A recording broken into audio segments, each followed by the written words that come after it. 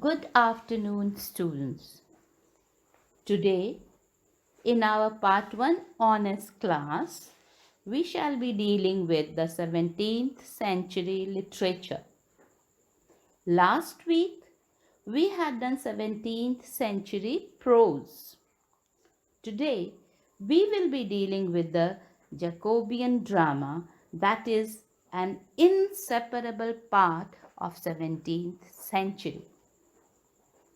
In Shakespeare, English drama had reached its apex. The greatness of the Elizabethan age, its heroism, its audacity, its high endeavor, its vigor and zest in life, its passion and its poetry culminate in Shakespeare's comedies and tragedies. But with the accession of James I, a decline gradually set in. There were passionate poets and competent playwrights, but the glory of greatness had departed. The greatest of the Jacobeans was undoubtedly that rare Ben Jonson. He employed all the weight of his learning and authority to establish the classical vogue as against the romantic freedom pursued by Shakespeare.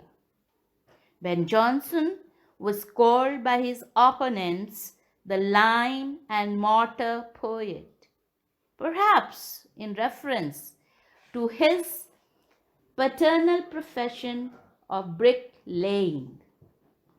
But the epithet was truer than they knew, for Ben Jonson literally built up his plays according to the principles of dramatic architecture laid down by the classical masters. He went against contemporary practice, but he had his reward, for it was his influence and not of Shakespeare that prevailed in the 17th century and the 18th century. He was the creator of the literary taste of the following generations. Jonson's comedies are considered greater than his tragedies. He constructed them according to the classical pattern, but on a principle that was indigenous. On the other hand, in their reflection of contemporary London life, they are often the dramatic counterparts of the picaresque or the rogue fiction of his Elizabethan contemporaries. His practice of embodying in each character a particular humor may be regarded as an adaptation of the moralities. Physiological humors replacing the medieval virtues and vices. Humor is a physiological conception peculiar to that age. It used to be believed that stability in character depended on maintaining a balance in the form four humors.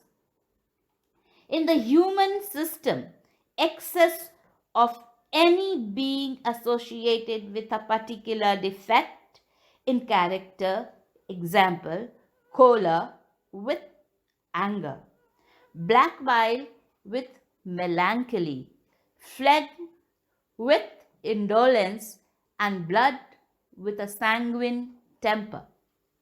This is only a simple statement of a complicated psychophysiological conception which was variously used in contemporary plays, sometimes even by Shakespeare, but by none so consistently as Ben Jonson. This resulted in making his characters too one-sided, and the deeper emotions are seldom touched. This mechanical handling of plot and character was also the result of his ideal of art.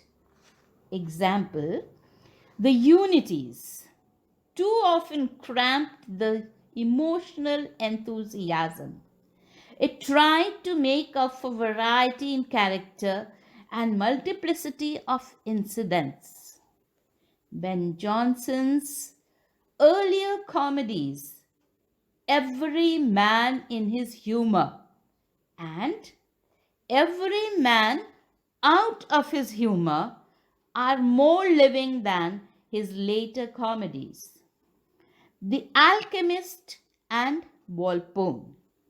But the latter has a savage power which often reminds us of Swift. Ben Jonson's Roman tragedies, Catiline and Sejanus, are historically much more correct than those of Shakespeare and are much better constructed, but they never came to life. The attempt to make up for lack of characterization by introducing variety and violence of incidents became the feature of most of the other playwrights. London life is reflected in the comedies of Dekker, whose Shoemaker's Holiday is a breezy, boisterous comedy in the Shakespearean tradition, but without any skill in plot or character. The life of the London working people is treated romantically. The Senecan motive is carried on by Chapman in his Bussy the Amboise, but more particularly by Webster and others. For example, Middleton's Changeling is a sensational tragedy of blood. So is Marston's Antonio and Melida. The most powerful of the Jacobean dramatists is Webster. He has certainly greater poetry and passion than the others. His White Devil and the Duchess of Malfi are among the best tragedies of the period. The horrors are often exaggerated, but the dramatic effectiveness remains undoubted. The two dramatists who are great when they collaborate are Beaumont and Fletcher. Fletcher's genius is lively, lyrical, idyllic, and fanciful. Beaumont is thoughtful and tragic. He provided the dramatic quality both to character and to the plot. Fletcher contributed touches of poetry. Philaster and the Maid's Tragedy are their best work. In the lack of moral seriousness, they represent the decadence of the drama and foreshadow the grossness of Restoration comedy. Ford and Shirley are the last of the Jacobeans. Ford excels in depicting intense emotions. Shirley in plot construction and effective dialogue. The moral purpose is obvious, but the tone is that of decadence. Grandeur has completely disappeared, and the closing of the theatres in 1641 brought the drama to a natural death. This was the position of the 17th century drama.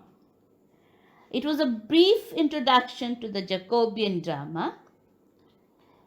Tomorrow, if God wills, we would be covering another aspect of 17th century. Till then, Stay home, stay safe.